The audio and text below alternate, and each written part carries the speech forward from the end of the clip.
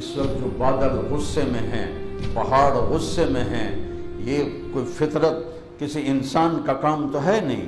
بادلوں کو اللہ اٹھاتا ہے، بارش کو اللہ بناتا ہے۔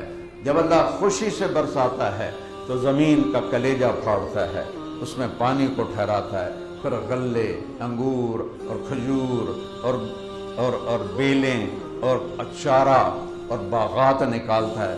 جب اللہ ناراض ہوتا ہے فَفَتَحْنَا أَبْوَابَ السَّمَاءِ بِمَاءٍ مُنْهَمِرٍ، پھر ہم نے آسمان کے دروازے کھول دیے تیز رفتار پانی کے ساتھ۔ وَفَجَّرْنَا الْأَرْضَ عُيُونًا، زمین کے چشموں کو بھی پھاڑ کے باہر نکالا۔ فَالْتَقَى الْمَاءُ عَلَىٰ أَمْرٍ قَدْ قُدِرَ، زمین آسمان کے پانی نے مل کر ساری خلقت کو ڈبو دیا۔